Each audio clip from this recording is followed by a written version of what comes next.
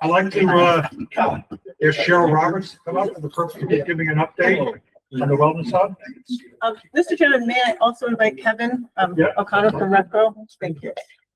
Testing. Good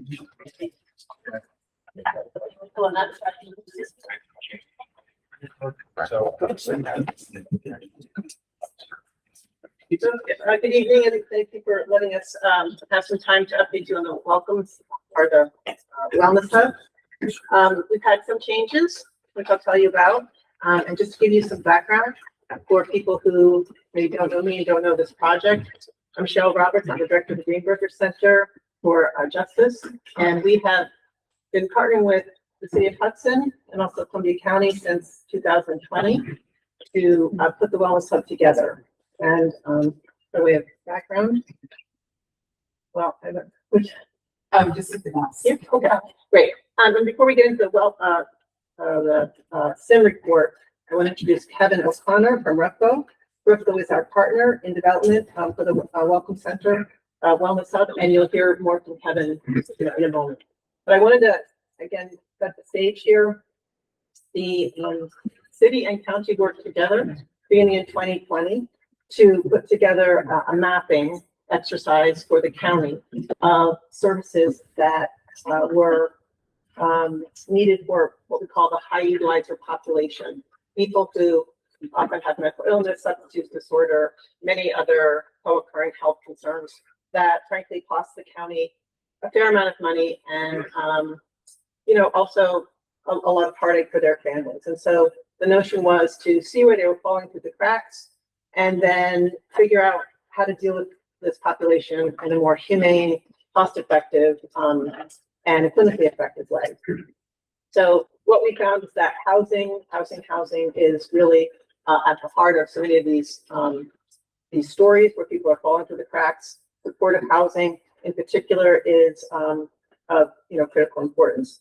So the report, if you haven't read it, is online, and I will say, just to brag for a minute, at the University of Albany, there's a professor who uses our SIM as the gold standard for SIMs across the state. So I think Columbia County, we did a good job. So just to let you know.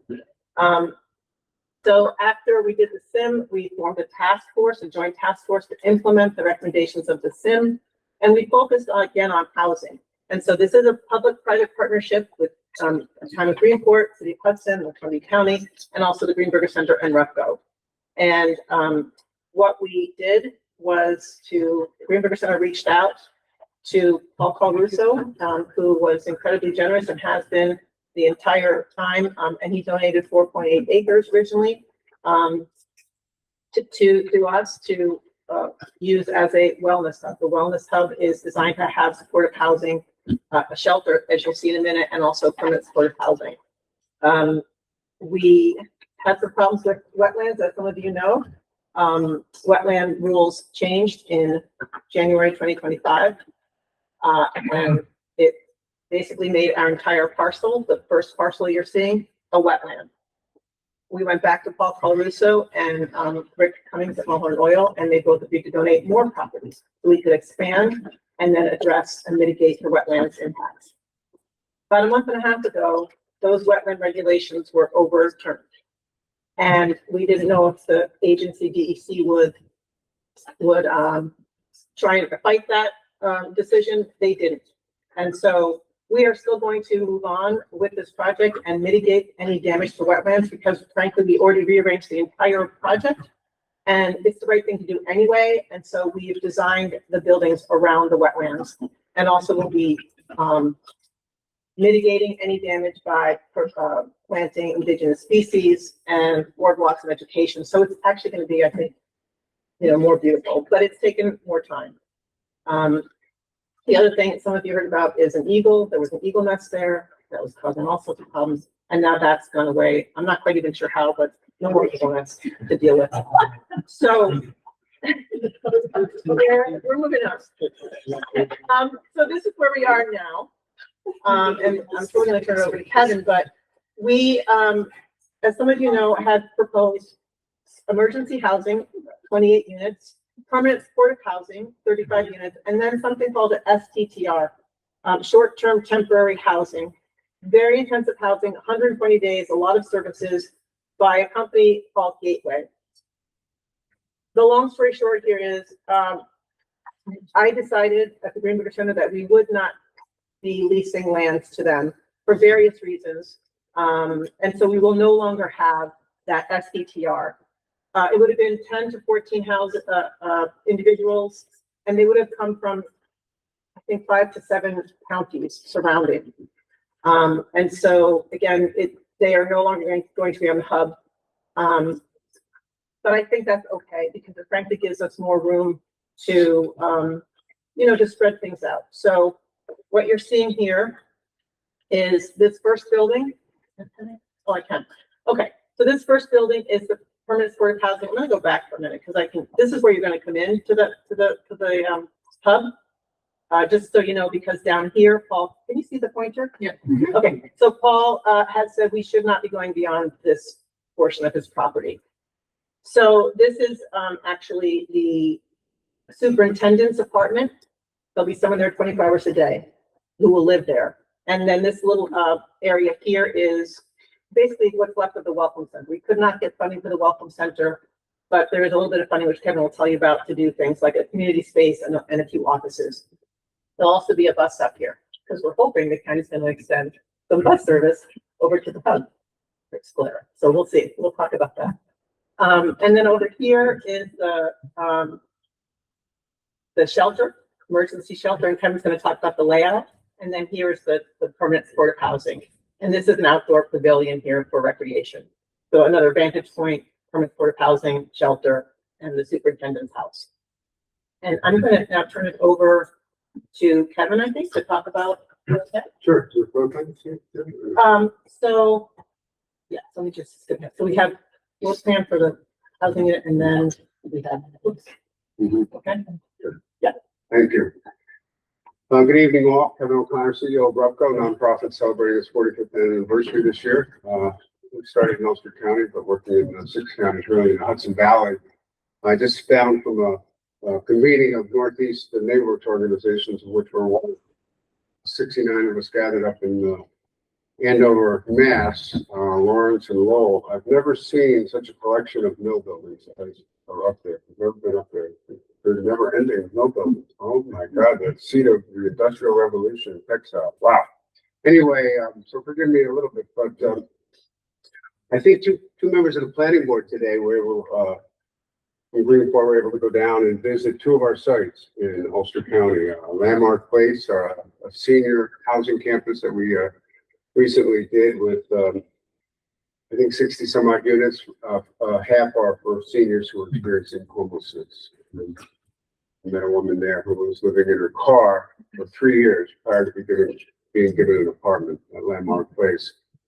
They're also able to visit what we're calling Willow Landing, which is the former Quality Inn Hotel, just at the traffic circle in the town of Ulster. We're converting that to 82 permanent supportive housing units. It was a 146-room hotel.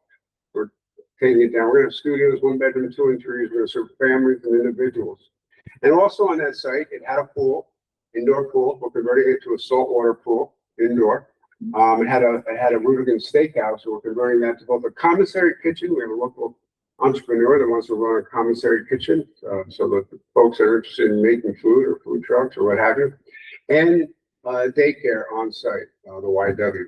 And so those 3 elements, in addition to the 82 permanent supportive housing units, the pool, the commissary kitchen, and the daycare will be both for residents of Willow Landing and for members of the public as well. So we're hoping to really help to destigmatize.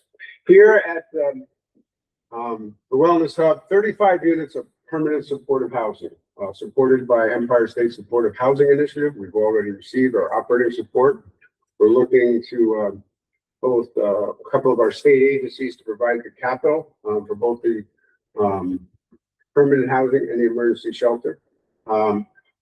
We hope to be able to, as we have at Landmark and at Willow Landing, land a vehicle. We'd like to have a small bus or a large van to make sure that we're running our own transportation. Again, 35 one-bedroom apartments. This campus will be for all adults, no families, no children. 28 units of emergency shelter, typical one-bedroom layout, living, kitchen.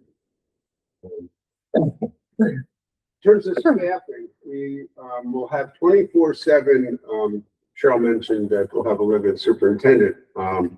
But in addition to that, we'll have 24/7 staff, residential coordinators who are on site all the time, who are monitoring people coming and going. Permanent housing, people are entering. We'll have a little bit single door entrance on the 28 bed emergency shelter.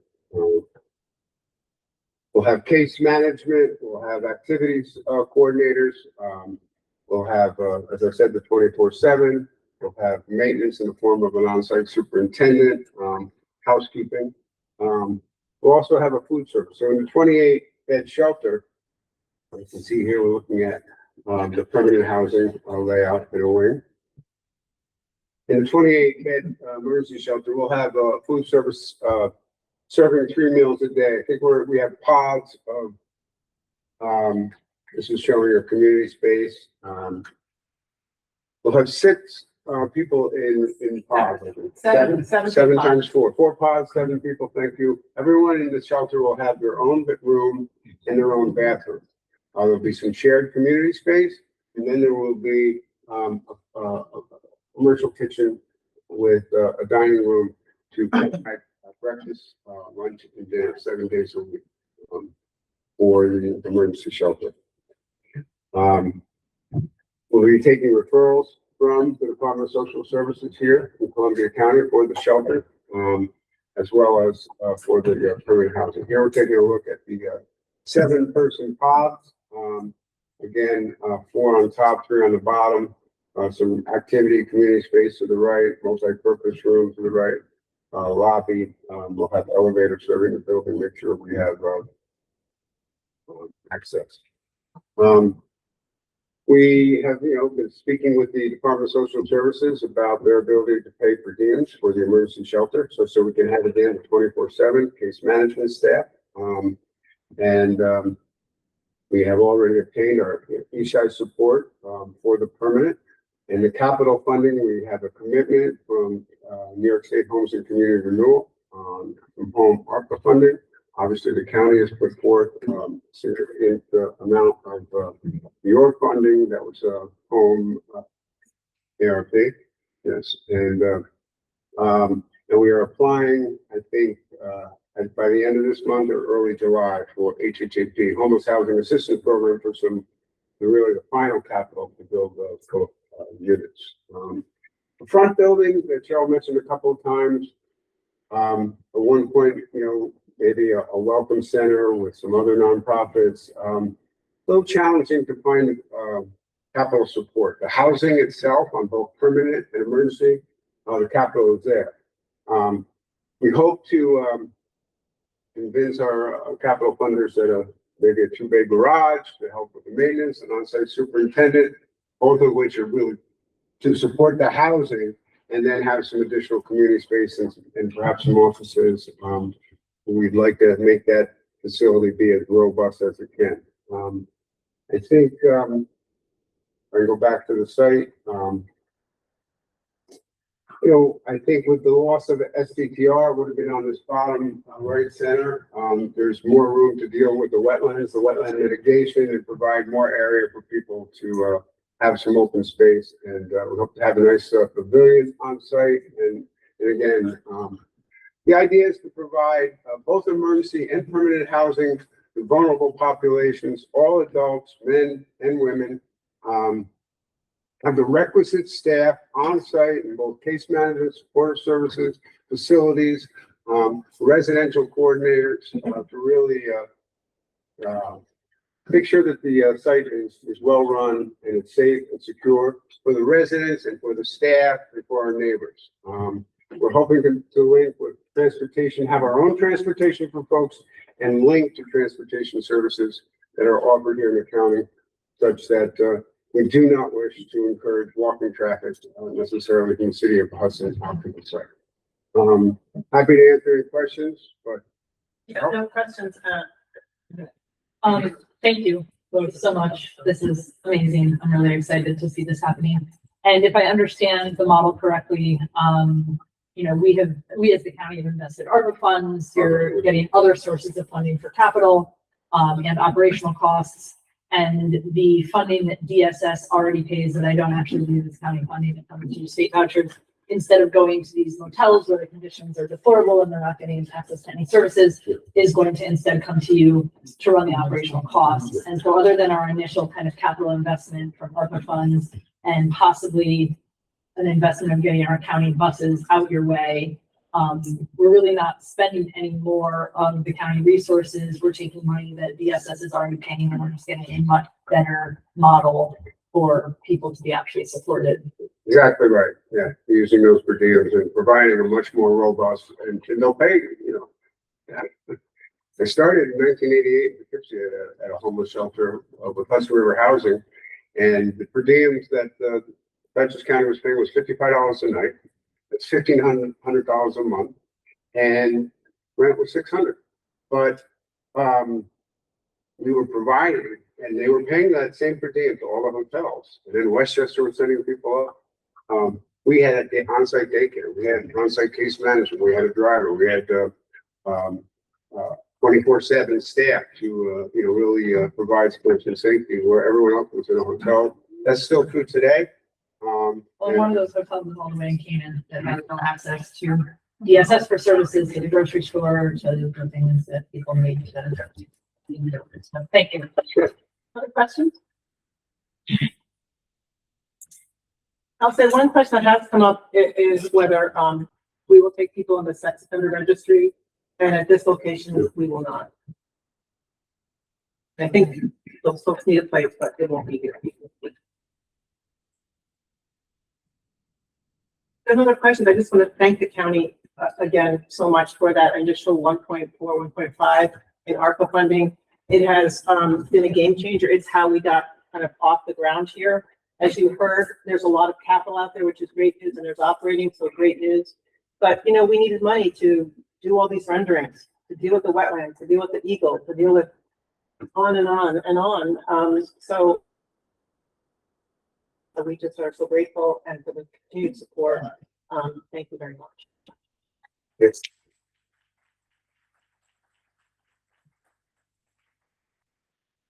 Okay, we're going to call the full board meeting to order. Please rise for silent prayer, followed by the salute to the flag. Oh.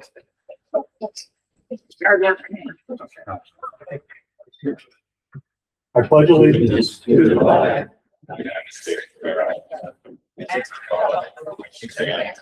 One nation, under God, indivisible, with liberty and justice.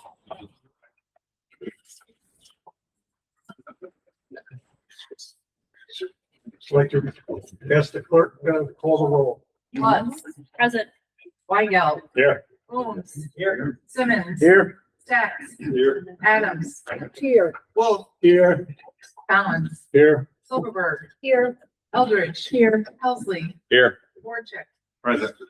Ligonia. Here. Madero. Here. Mia. Yes. Oken. Here. Mussman. Scalera. Here. Guzzi. Here. Holding. Here. Morel. Here. Not. Here. Skoda. Present. 196.2 present, 3.8 absent. We have one. Thank you. I need a motion to pay the bills, accept the treasurer's report, and file the minutes within the clerk's office. So moved. Second. All in favor? Aye. Opposed? Carried. We have I'd like to have Supervisor Mike Dvorak come up for the purposes of reading a proclamation. And Linda Bussman cannot be here tonight, so I'm filling in as my seatmate Alexandra. This is a proclamation recognizing June 2026 as Pride Month in Columbia County, New York. Whereas Columbia County is committed to fostering a community grounded in dignity, equality, inclusion, and respect for all people, and Whereas lesbian, gay, bisexual, transgender, queer, intersex, asexual, and other LGBTQIA+ individuals have made invaluable contributions to the cultural, civic, economic, and social life of Columbia County, New York State, and the nation, and Whereas Pride Month commemorates the ongoing struggle for civil rights and celebrates the resilience, diversity, and achievements of the LGBTQIA+ community, and whereas June marks the anniversary of the 1969 Stonewall Uprising in New York City, a pivotal moment in the movement for LGBTQIA+ rights and equality in the United States. And whereas Columbia County recognizes that despite significant progress, LGBTQIA+ individuals continue to face discrimination, barriers to healthcare, disparities in housing and employment, and threats to personal safety and civil liberties. And whereas the county affirms its commitment to ensuring that all residents, regardless of sexual orientation, gender identity, or gender expression, are treated with fairness, compassion, and respect. And whereas Pride Month provides an opportunity to celebrate the diversity of our community, uplift LGBTQIA+ voices, and reaffirm our shared commitment to justice and equal opportunity for all.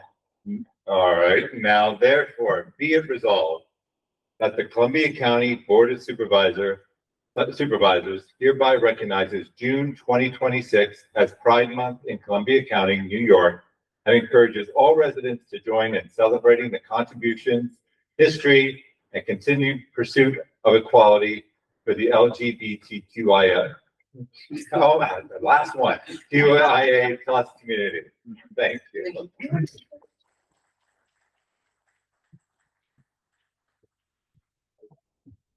Thank you. I'd like to have Supervisor Colleen Lutz come up for the purpose of reading a proclamation. Thank you. This is the proclamation recognizing Juneteenth 2026 in Columbia County. Whereas Juneteenth commemorates June 19th, 1865, the day on which enslaved African Americans in Galveston, Texas, learned of their freedom more than 2 years after the issuance of the Emancipation Proclamation. And whereas Juneteenth stands as a powerful symbol of liberation, resilience, perseverance, and continuing pursuit of equality, justice, and opportunity for all people. And whereas the observance of Juneteenth provides an opportunity to reflect upon the history and contributions of African Americans throughout the United States and within Columbia County, New York. And whereas communities across the nation recognize Juneteenth as a time for education, remembrance, celebration, and renewed commitment to building a more inclusive and equitable society. And whereas Columbia County acknowledges the importance of preserving and sharing the stories, culture, and achievements of Black Americans and honoring those who have advanced civil rights, human dignity, and community progress. And whereas on June 17th, 2021, Juneteenth National Independence Day was officially established as a federal holiday in the United States, further affirming its national significance and enduring legacy. Now, therefore, be it resolved that I, Matt B. Morrell, Chairman of the Board, do hereby proclaim June 19th as Juneteenth in Columbia County, New York, and encourage all residents to observe this day with reflection, education, and celebration of the ongoing journey toward freedom, justice, and equality for all.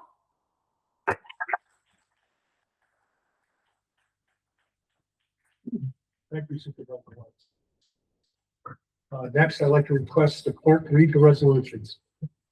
Resolution 211 of 2026 to 231 of 2026 by Supervisor Collins. Mr. Chairman, I offer these resolutions for adoption. All in favor? Aye. Opposed? Carried. Resolution 232 of 2026 to 249 of 2026 by Supervisor Eldridge. Chairman Morrell, I offer these resolutions for adoption. I second the motion. All in favor? Aye. Opposed? Carried. Next, I'd like to have Chris Brown. You wanted to give a brief update? Hi, everybody, I'm back.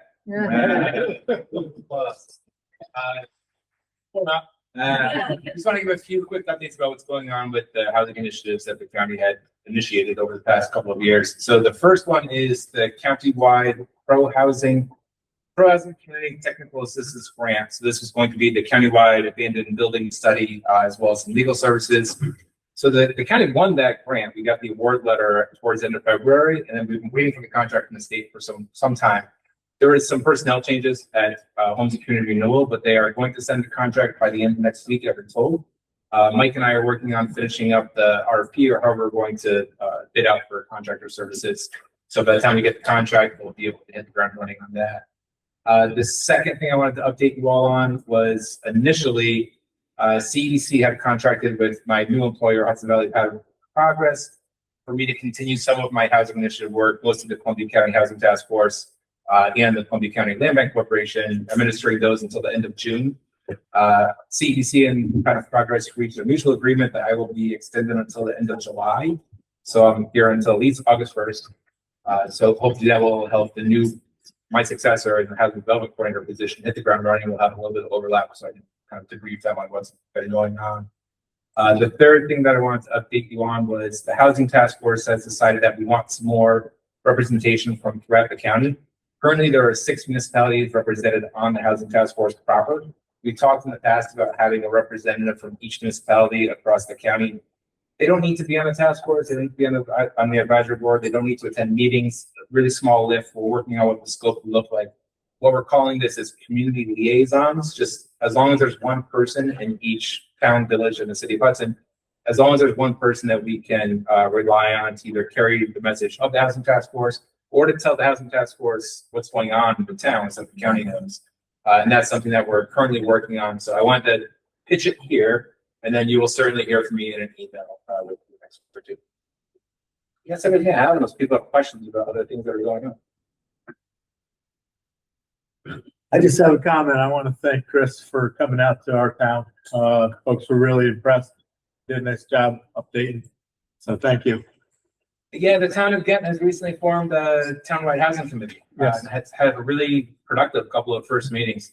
And town housing committees, and more importantly, interjurisdictional committees. You know, we have the Rogian Housing Committee, which is comprised of 3 towns. I would like to see more of those throughout the county. Those kind of sub-regional groups, I think, have a lot of impact in ways that individual towns can. That's all I've got. Thank you. Thank you. Next, I'd like to have Bill Better, Holly Tanner, and Christine Grossman for the purpose of an update.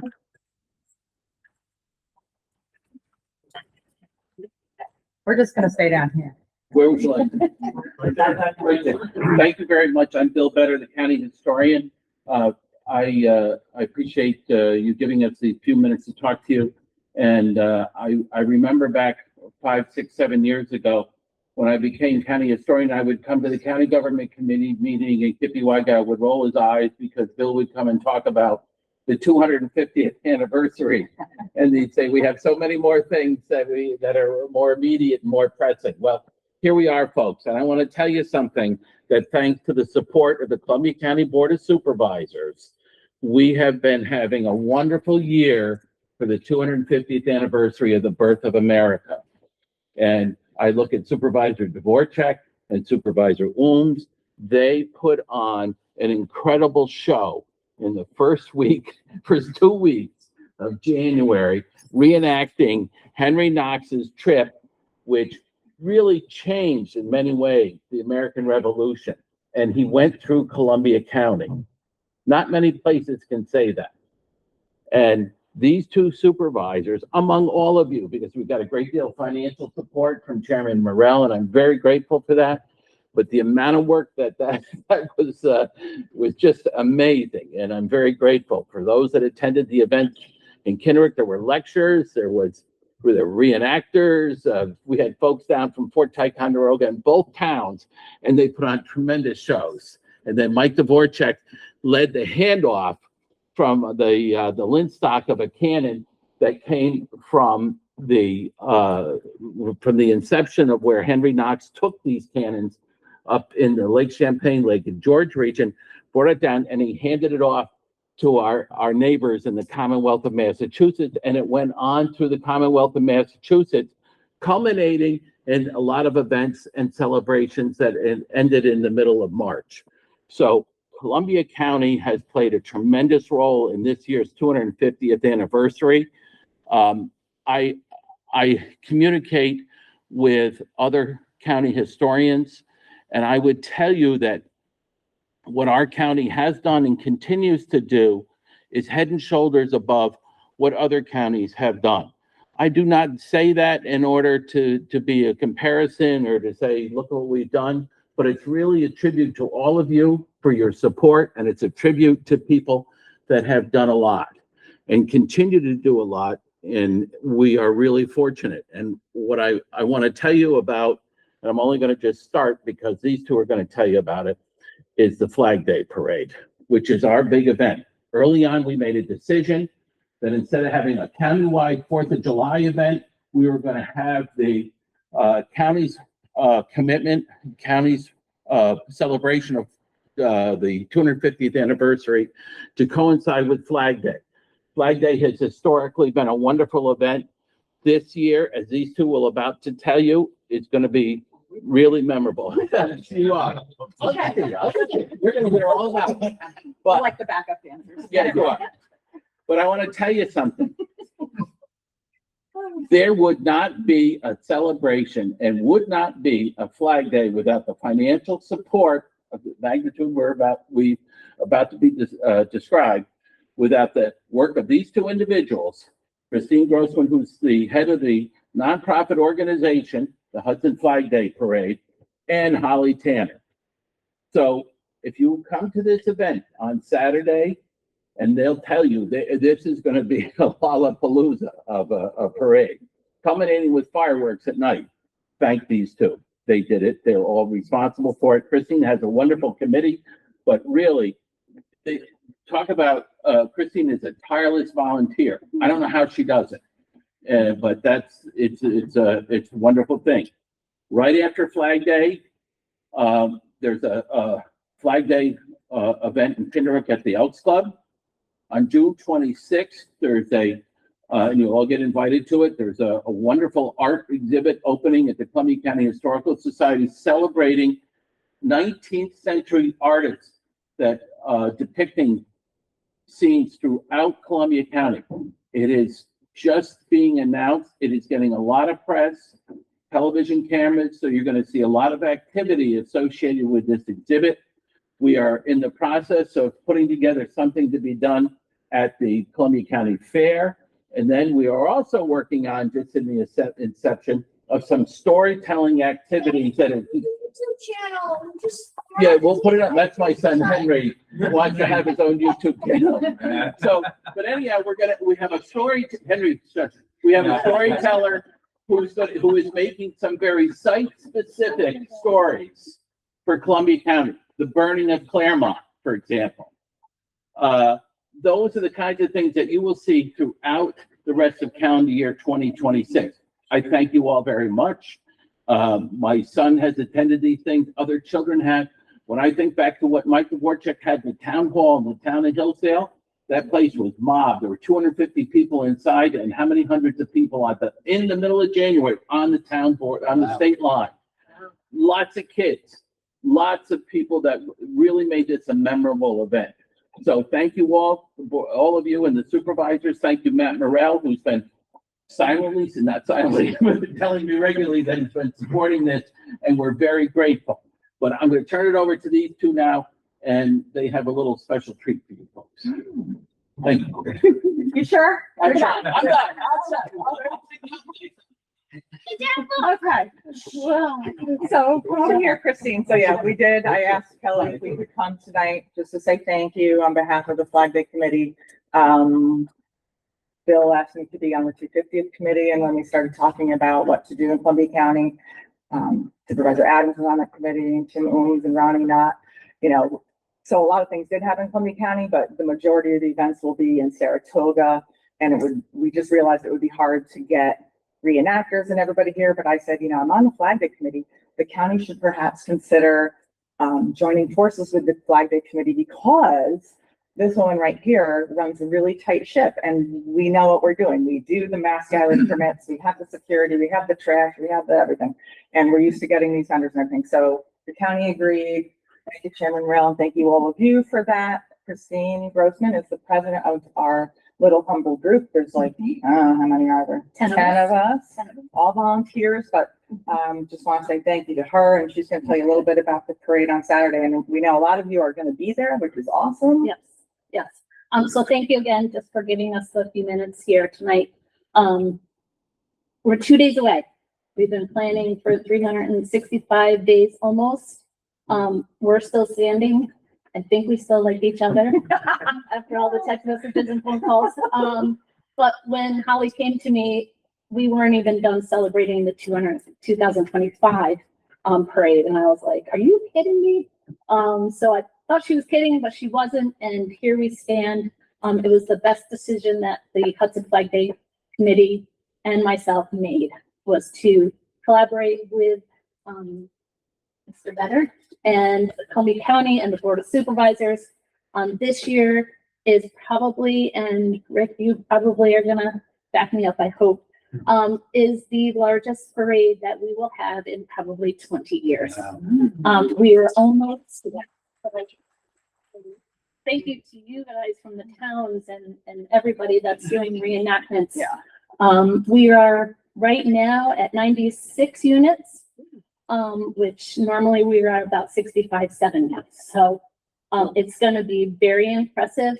The actual individual units are impressive, and I hope that people stick around and are patient with us. It probably will be a 2-hour parade. It kicks off at 4 p.m. And, thank you to Columbia County, the Board of Supervisors, for helping us financially, being able to get those larger groups, bands and things like that. That's going to make it really impressive. We start at the waterfront at noon with some music, reenactments, and then canon reenactments as well. So it really is going to be a fun-filled day. I can't thank everybody from the towns that have stepped up. Judy, that helped us get a lot of the paperwork going and applications. It really is a nut and bolt kind of situation, and it really happens from HPD helping us, DPW is helping us. It's all a unit. It's not just me. It's not just the 10 of us. It's everyone. So thank you again. I can answer any questions you might have. Fireworks are at the end. What am I forgetting? So yeah, you should say City of Hudson Supervisors. You might want to let your constituents know there will be cannons going off at the waterfront. And there will also be, we have 2 militia groups that are coming. They're like 10 members each. They'll be, one of the groups will be set up at the waterfront, and they will also be firing. We worked that out with Lieutenant Hero about when that was going to happen. It's not going to be during the parade. We made that determination, but they will be doing that, and it's really fun to watch the demonstrations that were in Hillsdale and Kinderhook. It really is something to witness and to think about, going back to the Henry Knox thing and what he did, and marching from Champlain over to Boston in January. It was cold that day out in Hillsdale, but we stood there and we handed off that Linsock, and then we got in our cars and went home. We didn't traipse through the snow to Boston, but it's really amazing. So we're really thrilled to be able to celebrate America's birthday. So to that effect too, with very generous support from the Board of Supervisors, we did a commemorative coin right here. So they will be available for sale. And if any of you would like extra coins, just let me know and we can get you some. So they'll be available, but we're going to give each of you a coin tonight because it's a thank you.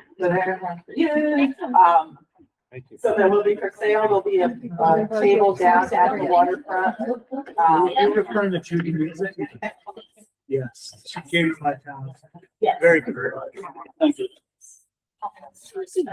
So yes, again, Chairman Morrell, thank you for always answering the questions and phone calls. And Mr. Bender, thank you for being supportive. So yeah, I'm looking forward to seeing everyone on Saturday. So for the people riding on the floats, they can park. How, are they going to be redirected as they drive into Hudson to park? Yes. So we are encouraging really encouraging using Hall Road to get in and out. A Calaruso has allowed us to use that road. It makes it a lot easier to get in and out of Hudson. So you're going to check in by Stewart's. If you are dropping people, please drop them, and then you're gonna head down Warren Street, and then you can park down by the Basilica. There's gonna be areas where anything larger can park. I know there's some horse trailers that are coming in. They're gonna be parked down by the Basilica. All of the county lots, if you are just in a regular vehicle, those are access to us as well for free parking.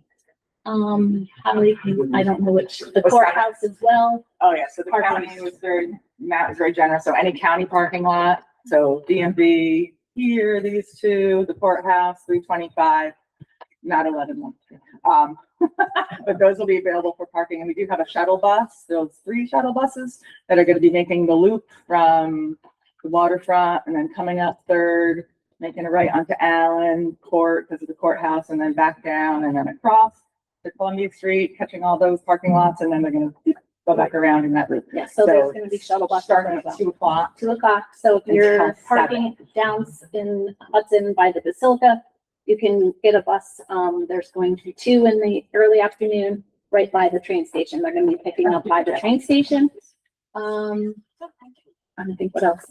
But if you, if those of you that have put applications in, because we had a situation today that they did not fill out the application in full, and we got a list of just how many people that are coming. So, We're doing 10, because the whole fabric is coming in March. It's awesome. which is great, I love it, but we just have to We need plan to for that. We line up on Green Street, we use Hudson City Center as well, their parking lot, so please go back and make sure that your applications were filled out properly, is actually coming, because if you did not, we don't give you enough space on the road, and it creates havoc on Saturday, so, just listen to, we will all be in red shirts. Please listen to us and we will guide you. Do not leave areas until you are told. And it's gonna be great. I am super excited to see everyone and the reenactments and all of that. So again, thank you everyone for making it great.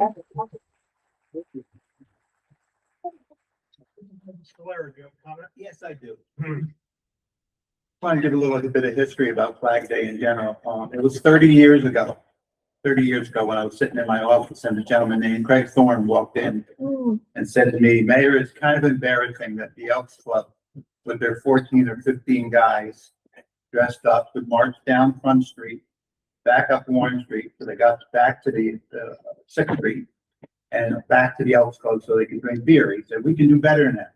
I said, "What do you have in your mind?" He said, "Let's make it a county event."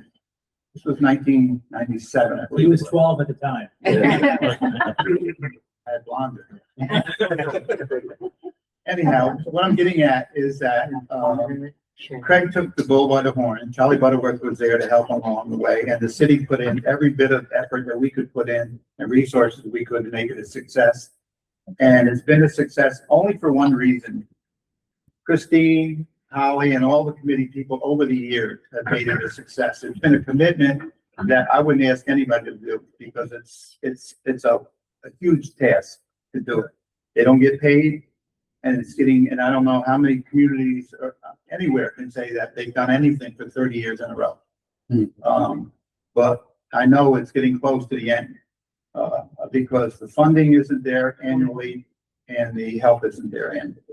And, I just want to, if it is the end, I just want to say to Christine and Holly and all those, particularly those two right there, thank you.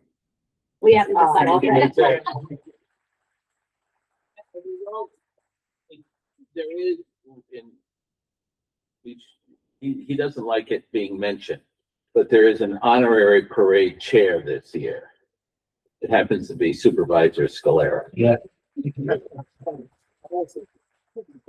He started it, Rick. Yeah, he started this, so I said, "You're gonna do that." Now, and while he's sitting down, because this will really irritate him, I'll put in another plug.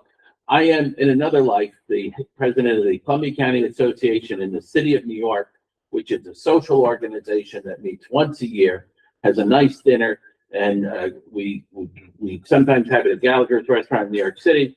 And this year we're having it up here in Columbia County, and we're having it in September. And this year's Citizen of the Year award is going to Rick Scalera. He goes crazy when I announce that because he doesn't want it. And I said, that's why I announced it. Because there's no way you're getting out of it. Well deserved, that's right. So, Well, thanks, everybody. thank We'll you see all. on See you Saturday.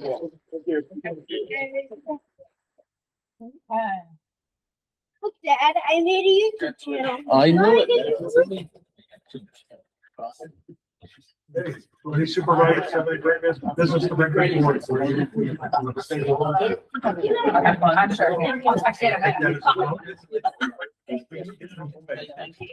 Before we adjourn, I just wanted to acknowledge that this is, Mike Tucker's last meeting as the,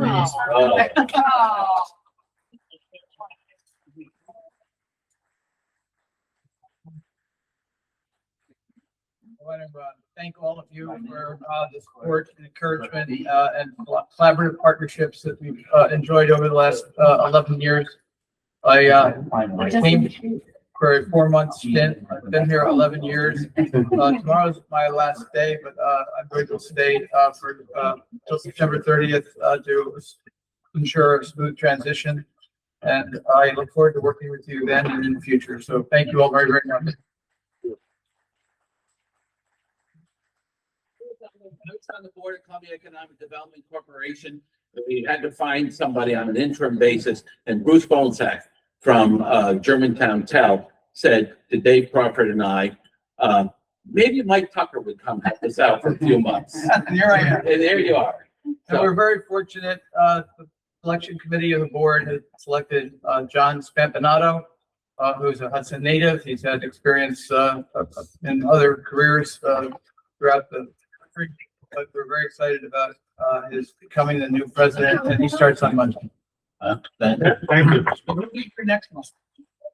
Okay, with that, I'll entertain a motion to adjourn. All in favor? Aye. Opposed? Carried.